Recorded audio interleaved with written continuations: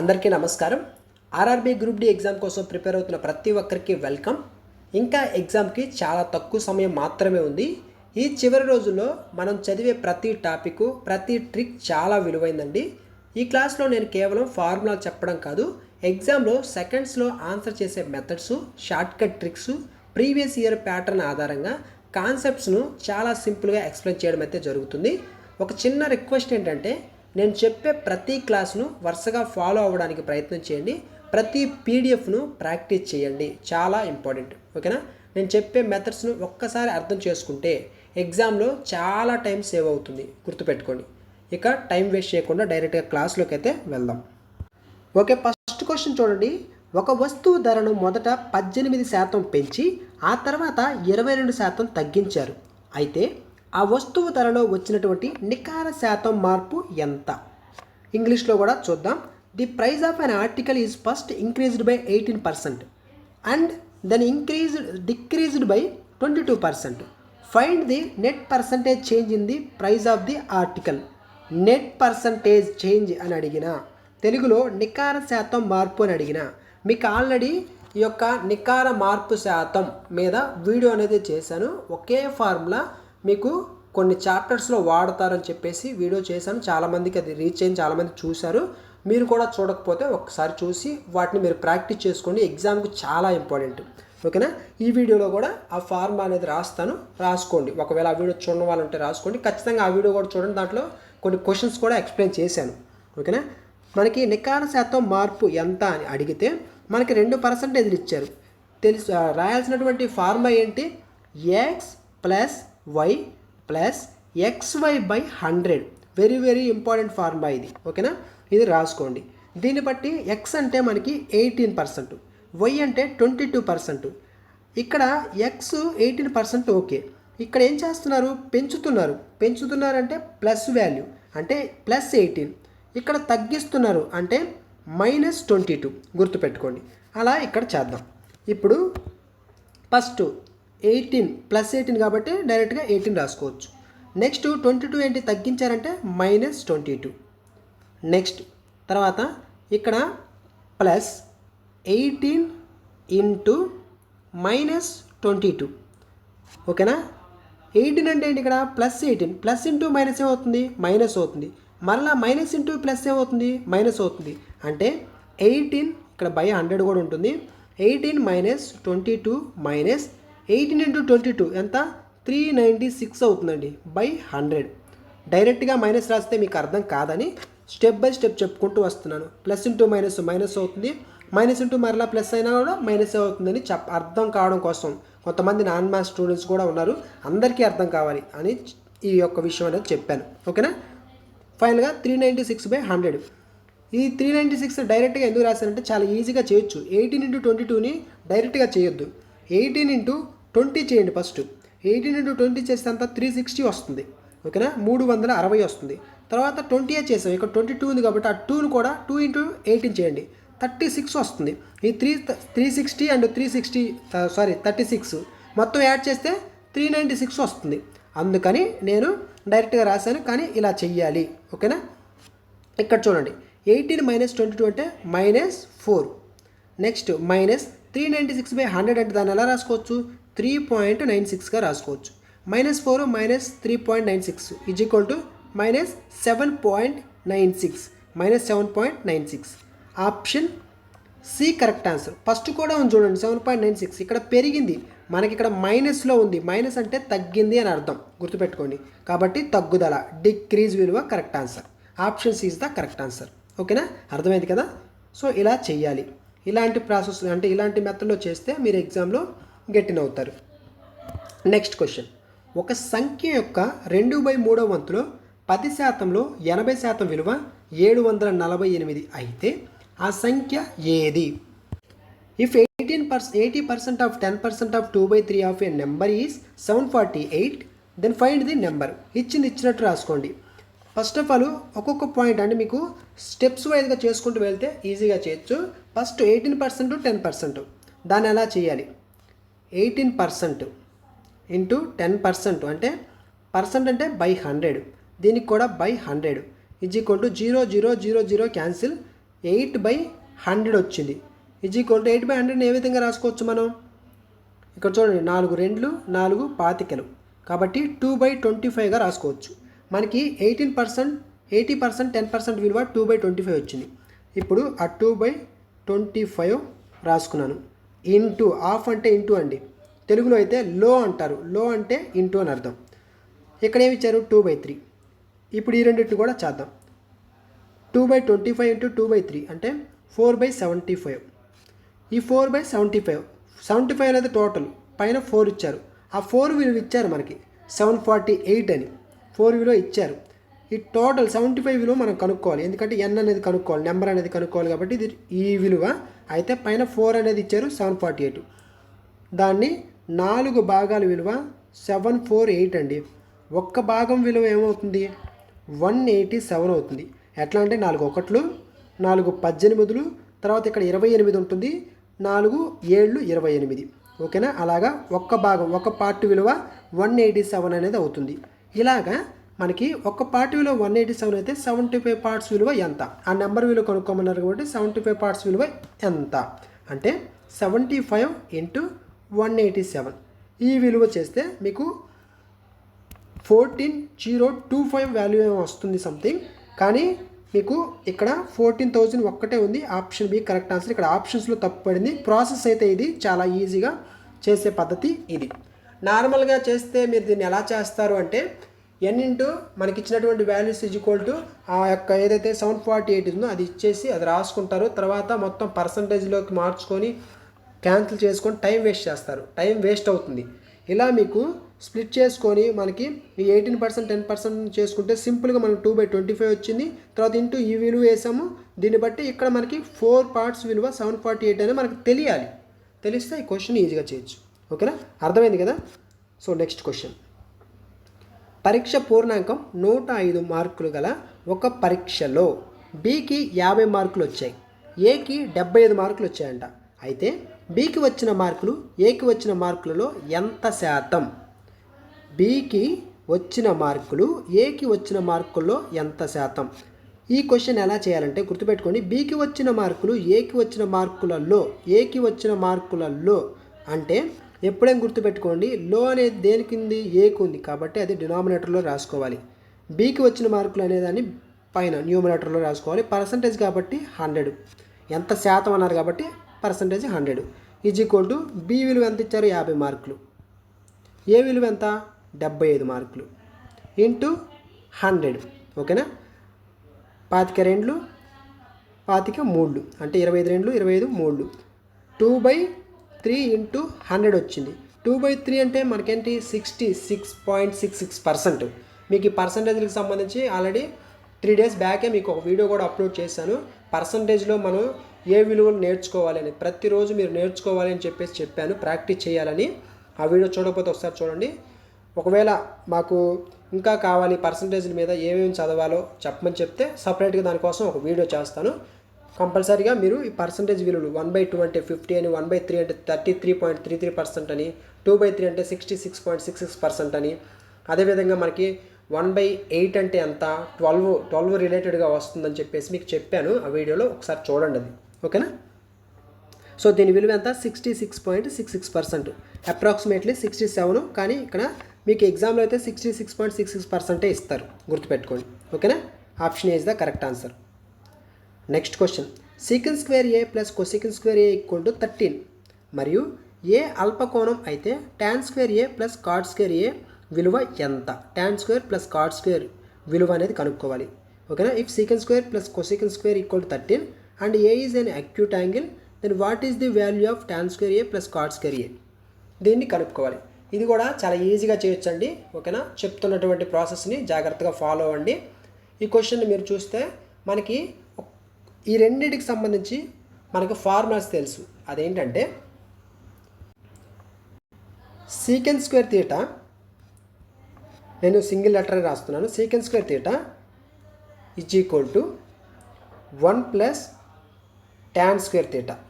ఓకేనా? 1 plus tan square theta. Secant square theta is equal to 1 plus tan square theta. ఇది ఎలా వచ్చింది? Secant square theta minus tan square theta విలువ 1. దాన్ని బట్టి మైనస్ టాన్ స్క్వేర్ థీటా అవతలకి వెళ్తే ప్లస్ tan స్క్వేర్ థీటా అవుతుంది. సో దాన్ని బట్టి secant square theta equal to 1 plus tan square theta. ఓకేనా? అలాగే మనకి కొసికెంట్ స్క్వేర్ ఉంది కదా, దాన్ని కూడా రాసుకోవచ్చు. కొసికెంట్ స్క్వేర్ థీటా అంటే ఏంటి మనకి 1 plus cot square theta. Because cosecant square theta minus cot square theta equal to 1. ఓకేనా? అవి కూడా మీకు చివరిలో రాస్తాను, వాటిని రాసుకోండి ఫార్ములాస్. ఓకేనా? ఇప్పుడు ఇక్కడ మనకి cosecant square theta, cosecant square is equal to ఏంటి 1 plus cot square.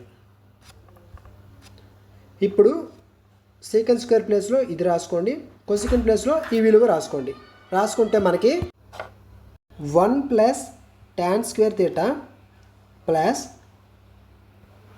Cosecant square అంటే ఏంటి 1 plus cot square theta is equal to 13. ఇప్పుడు ఈ 1 ఉంది కదా, అవతలకి వెళ్తే 13 మైనస్ 1 అవుతుంది. 13 మైనస్ 1 ఈజ్ ఈక్వల్ టు ఎంత అవుతుంది? 12 అవుతుంది. ఏంటి tan స్క్వేర్ థీటా అంటే tan square A plus cot square ఏ. ఇక్కడ ఇంకొక 1 ఉంది కదా, సో 1 ప్లస్ 1 2 అండి. సారీ, 2ని తీసేస్తే 11 వస్తుంది. ఓకేనా? tan square A plus cot square A విలువ 11. ఓకేనా? 11. Option B is the correct answer 11. ఓకేనా? ఇవి మీకు తెలియాలి.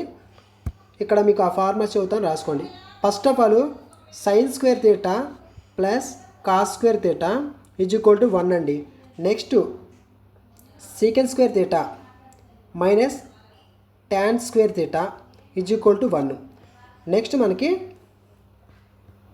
Cosecant square theta minus cot square theta is equal to 1. ఈ 3 ఫార్ములాస్ చాలా చాలా ఇంపార్టెంట్. ఓకేనా? Next question 1/1 minus tan theta plus 1/1 plus tan theta equal to 3 అంట.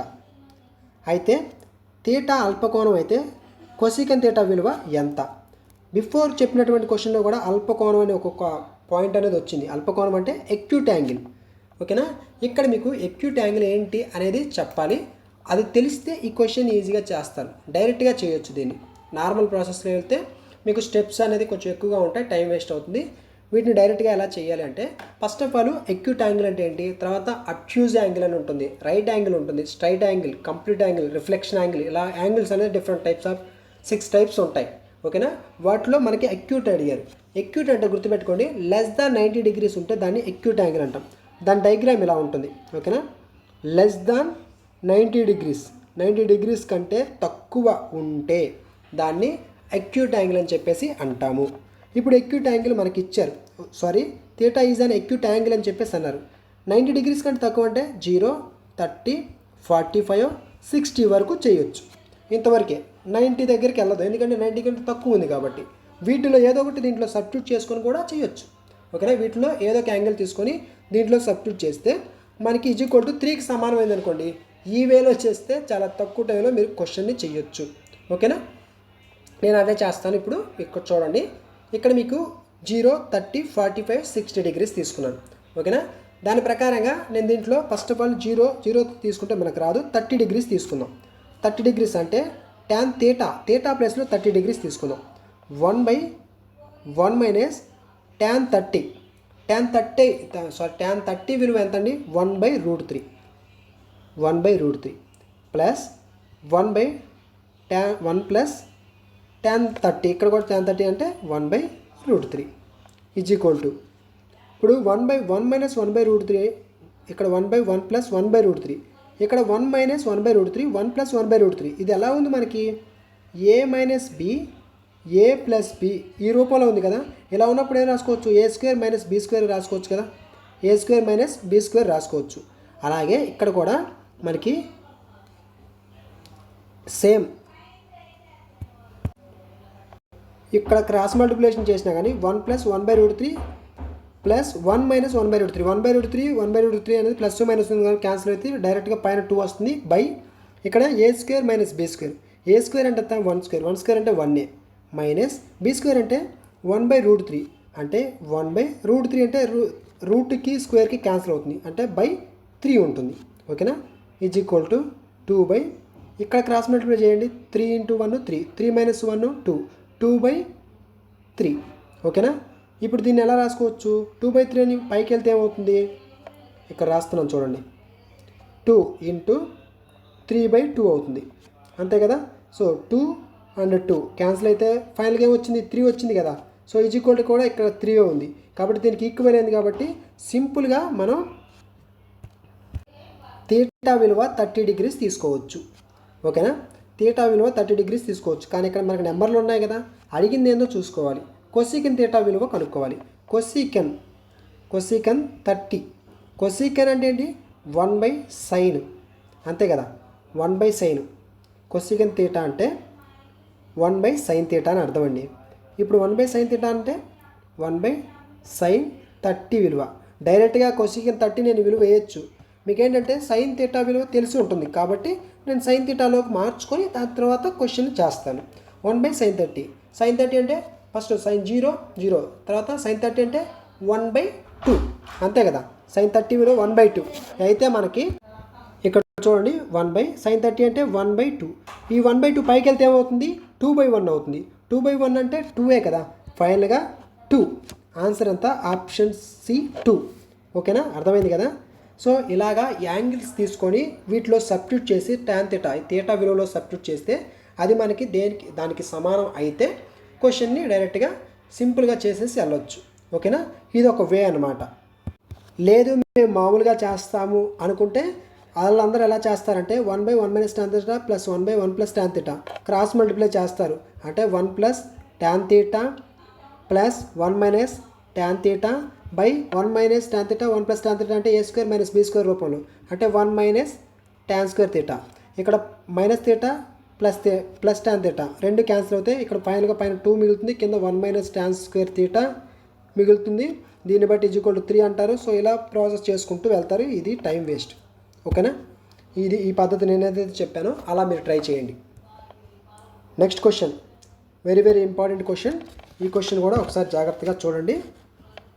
x² + 1/x² = 79. ఓకేనా, అయితే x + 1/x యొక్క ఒక సాధ్యపడే ధన విలువ ఎంత?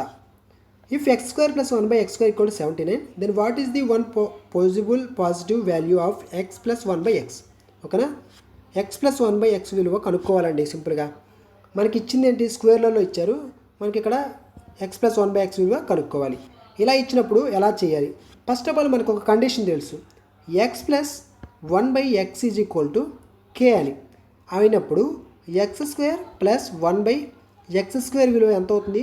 k² - 2. Very very important formula రాసుకోండి, k² - 2. అలా మనం చూసుకుంటే మనకి ఇక్కడ x + 1/x విలువే కనుక్కోవాలి, అంటే k విలువ కనుక్కోవాలి. k విలువ కనుక్కోవాలంటే ఇది మనకి ఇచ్చేశారు. ఇక్కడ చూడండి x² + 1/x² = 79 ఇచ్చారు. 79 ఇచ్చారంటే k² - 2 రూపంలో రాసుకోవాలి. అంటే మనకి ఈ k² - 2 = 79. అప్పుడు k² ఈ -2 అవతలకి వెళ్తే +2 అవుతుంది. 79 + 2 81. ఓకేనా, ఇప్పుడు k స్క్వేర్ రూట్ అనేది అవతలకి వెళ్తే రూట్ అవుతుంది. √81 అంటే 9. సో k విలువ ఎంత వచ్చింది? 9. డైరెక్ట్గా option B is the correct answer. అర్థమైందా? Single step. అర్థమైందా? చాలా తక్కువ టైంలో క్వశ్చన్ని చేయొచ్చు. నిన్న మీకు ఒక క్వశ్చన్ చెప్పాను, మనకి క్యూబుల్లో x - 1/x అనేది ఇచ్చి మనకి క్యూబుల్లో కనుక్కోమంటే అక్కడ ఒక ఫార్ములా చెప్పాను, k³ - 3k అనేది కూడా ఇంపార్టెంటే. ఓకేనా, ఈ క్వశ్చన్కి అయితే మీకు అర్థమైంది కదా, k² - 2. ఓకేనా, x² + 1/x² విలువ k² - 2. x + 1/x విలువ అంటే k. ఓకేనా, నెక్స్ట్ క్వశ్చన్. ఈ క్వశ్చన్ చూడండి, సేమ్ ఇప్పుడు చెప్పిన క్వశ్చనే. ఇది మీరు హోంవర్క్ కింద తీసుకొని ప్రాబ్లం చేసి ఆన్సర్ అనేది ప్రతి ఒక్కరు కామెంట్ సెక్షన్లో రాయండి. ఓకేనా, ఎంతవరకు మ్యాక్సిమం చూస్తున్న ప్రతి ఒక్కరూ చేయడానికి ప్రయత్నించండి. ప్రాక్టీస్ ఎవరైతే చేస్తారో ఎగ్జామ్లో కూడా వాళ్ళే స్కోర్ తెచ్చుకునే అవకాశం ఉంటుంది. నేను ప్రతి వీడియోలో ఎందుకు చెప్తున్నానో మీకు ఎగ్జామ్ రాసేటప్పుడు అర్థమవుతుంది. ఓకేనా, x² + 1/x² = 142. అయితే x + 1/x విలువ కనుక్కొని ఆన్సర్ అనేది చెప్పండి. Next question, x² - 3x + -1 = 0. అయితే x² + 1/x² - 6 విలువ ఎంత? దీన్ని ఎలా చేయాలి అంటే ఫస్ట్ ఇచ్చిన ఈక్వేషన్ రాసుకోండి. x² - 3x - 1 = 0 కదా. ఇప్పుడు x² - 3x = -1 అవతలకి వెళ్తే +1 అవుతుంది. ఇప్పుడు దీన్ని నేను మొత్తానికి ఏం చేస్తున్నానంటే బై x వేసుకుంటున్నాను. మొత్తానికి బై ఎక్స్, ఎక్స్ ఇక్కడ కూడా ఎక్స్. ఎందుకంటే ఇక్కడ ఎక్స్ ఇక్కడ ఎక్స్ యువతల సేమ్ డినామినేటర్లో సేమ్ ఉంది, ఇక్కడ కూడా సేమ్ ఉంది. క్యాన్సిల్ చేసుకుంటే డైరెక్ట్గా మనకి x² - 3x = 1 అవుతుంది. కాబట్టి నేను x తీసుకున్నాను అంతే. రెండు వైపులు తీసుకోవాలి. తీసుకుంటే అప్పుడు రెండు వైపులా కొట్టేయచ్చు కాబట్టి సమానం అవుతుంది. కాబట్టి రెండు వైపులా తీసుకోవాలి. ఇప్పుడు x ఒక x క్యాన్సిల్ అవుతుంది, ఇక్కడ ఒక x ఇక్కడ ఒక x క్యాన్సిల్ అవుతుంది. ఫైనల్గా మనకి ఏమొచ్చింది? x - 3 = 1/x. ఇప్పుడు దీన్ని -3ని అవతల తీసుకెళ్ళి 1/xని అవతల తీసుకురండి. x - 1/x = 3. ఒక ఈక్వేషన్ అనేది వచ్చింది మనకి. x - 1/x విలువ 3 వచ్చింది. x - 1/x విలువ 3 వచ్చింది. x - 1/x = 3 వచ్చినప్పుడు x² + 1/x² విలువ ఏమవుతుంది? k² + 2 అవుతుంది. ఇందాక మనం ఏం చేసాం? x + 1/x వచ్చినప్పుడు x² + 1/x² విలువ k² - 2. అక్కడ ప్లస్లో ఉన్నాయి కానీ ఇక్కడ మైనస్ ఉంది. మైనస్ ఉంటే k² ప్లస్ వస్తుంది. ఓకేనా? ఇక్కడ ప్లస్ ఉందనుకోండి, ఇక్కడ మైనస్ వస్తుంది. రివర్స్ అవుతుంది అనమాట. ఓకేనా? ఇక్కడ మైనస్ ఉంది కాబట్టి ఇక్కడ ప్లస్ ఉంటుంది. k² + 2 అంటే మనకి ఇక్కడ k అంటే ఏంటి? 3. k² అంటే 9. 9 ప్లస్ ఇక్కడ 2 ఉంది కాబట్టి 2 అంటే 11. ఈ 11 ఏంటండి? x² + 1/x² విలువ 11. ఇక్కడ x² + 1/x² -6 ఉంది. అంటే మనకి 11 అంటే దీని విలువ, తర్వాత -6 = 11 - 6 అంటే 5. Option B 5 answer. ఓకేనా? అర్థమవుతుందా? స్టెప్ బై స్టెప్ జాగ్రత్తగా మీరు అర్థం చేసుకోవాలి. మీకు అర్థమయ్యేటట్లే జాగ్రత్తగా చిన్నగా చెప్తున్నాను. ఓకేనా? Next question. రెండు సంఖ్యల మొత్తం 86. రెండు సంఖ్యలు అంటే నేను a + b.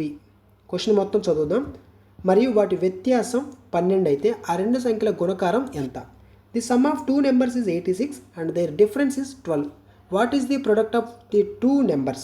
Product of the two numbers అంటే ఇంటూ, రెండింటి యొక్క ఇంటూ అనేది కనుక్కోవాలి. ఫస్ట్ ఆఫ్ ఆల్ వ్యత్యాసం డిఫరెన్స్ ఇచ్చారు అండ్ టోటల్ కూడా ఇచ్చారు. టోటల్ అంటే ప్లస్, మొత్తం అంటే ప్లస్ = ఎంత? 86. నెక్స్ట్ వ్యత్యాసం డిఫరెన్స్ అంటే ఏంటి? a - b అని అర్థం. ఓకేనా? ఎంత? 12 ఇచ్చారు. ఇక్కడ -b + b ఈ రెండు క్యాన్సిల్ అవుతాయి కదా, అప్పుడు ఇక్కడ 2a మిగులుతుంది. ఇక్కడ చూస్తే 86 + 12 ఎంత? 98. ఇప్పుడు 2 1 2 49 అంటే ఏ విలువ ఎంత వచ్చిందండి?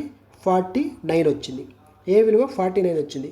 ఇప్పుడు ఇక్కడ ఫస్ట్ ఈక్వేషన్లో సబ్స్టిట్యూట్ చేసుకుంటే ఏ విలువని a + b = 86. అప్పుడు b = 86 - a. ఏ అవతలకి వెళ్తే మైనస్ అవుతుంది కాబట్టి -a అంటే ఏ విలువ నేను రాసుకుంటున్నాను 49. ఇప్పుడు 86 నుంచి 49ని తీసేయండి. 86 నుంచి 49ని తీసేస్తే మనకి ఎంత వస్తుంది?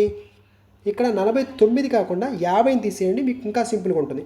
తర్వాత 1ని యాడ్ చేసుకోవచ్చు. 50 తీసేస్తే ఎంత అండి? 36 ఉంటుంది. ఇక్కడ 50 కాకుండా 49 తీసేయాలి, కానీ నేను 50 తీసేసానంటే ఇంకొకటి ఎక్స్ట్రా యాడ్ చేసి తీసేసాను. కాబట్టి యాడ్ చేసిన విలువను మరలా ఆ 36కి కలపాలి. అంటే 36 + 1 37. అంటే b విలువ 37 వచ్చింది, a విలువ 49 వచ్చింది. ఇప్పుడు మనకి ఏమడిగారు? a × b అడిగారు. ఓకేనా? a విలువ 49 అండ్ b విలువ 37. మల్టిప్లై చేయండి. డైరెక్ట్గా మీరు ఆన్సర్ కూడా చెప్పొచ్చు. చివరి డిజిట్ మాత్రం మల్టిప్లై చేయండి. 7 9 ఎంత? 63. చివరి వచ్చిన డిజిట్ ఏంటి? 3. 63లో చివర 3 ఉంటుంది. ఇక్కడ ఆప్షన్స్లో కూడా చివర ఏముంది చూడండి. ఇక్కడ ఒక్క దాంట్లోనే ఆప్షన్ ఏలోనే చివర 3 అనేది ఉంది. ఆప్షన్ ఏనే డైరెక్ట్గా ఆన్సర్ చేసి నెక్స్ట్ క్వశ్చన్కి వెళ్ళిపోవచ్చు. ఎగ్జామ్లో ఇలా చేయాలి, గుర్తుపెట్టుకోండి. ఇక్కడ మనం మొత్తం చేద్దాం, కానీ ఎగ్జామ్లో ఇలా చేస్తే మీరు తక్కువ టైంలో క్వశ్చన్ చేసి వెళ్ళిపోవచ్చు. టైం సేవ్ చేసుకుంటారు మీరు. ఇప్పుడు 49 × 37 దీన్ని ఎలా చేయాలంటే మీకు గత వీడియోస్లో ఆర్ఆర్బీ ఎన్టీపీసీ గ్రాడ్యుయేట్ సంబంధించిన క్లాసెస్ చెప్పేటప్పుడు చెప్పాను. వీటిని మల్టిప్లై చేసే మెథడ్స్ ఉన్నాయి, ఈజీ మెథడ్స్. ఓకేనా? First of all first digit 4 3 ఎంత? 12. Next 7 9 second digit 7 9 63. ఇక్కడ 3 ఇక్కడ 6 తెచ్చుకోవాలి. తర్వాత దీంట్లో ఫస్ట్ డిజిట్ దీంట్లో సెకండ్ డిజిట్ దీంట్లో ఫస్ట్ డిజిట్ రివర్స్ అనమాట. 3 9 27. మీరు నార్మల్ ప్రాసెస్ చేస్తా అంటే నార్మల్ చేసుకోండి. ఇది ఈజీ పద్ధతి. ఇది చేస్తేనే ఎగ్జామ్లో గెట్టినవ్వచ్చు. ఓకేనా? 3 9 27. తర్వాత 4 7 ఎంత? 28. మొత్తం ఎంత? 7 ఒక 8 15 55 ఓకేనా. మనకి 55 అంటే 5 ఇక్కడ వస్తుంది, ఇక్కడ ఒక 5. ఓవరాల్గా 3 తర్వాత 11 1 5 ఒక 2 7 ఒకటి 8 తర్వాత 1 1813. మీరు క్యాలిక్యులేట్ చేయండి, మీకు కూడా అదే ఆన్సర్ వస్తుంది. ఆప్షన్ ఏనే కరెక్ట్ ఆన్సర్. ఇంత కూడా చేయాల్సిన పని లేదు, స్టార్టింగే మీకు చెప్పాను కదా. 7 9 63, చివరి 3 ఉంది. ఆప్షన్ ఏనే కరెక్ట్ ఆన్సర్. అర్థమైందా? నెక్స్ట్ 88 ఫోన్లను అమ్మిన తరువాత ఒక దుకాణదారుడికి 8 ఫోన్ల అమ్మకపు ధరను సమానమైన నష్టం వచ్చింది.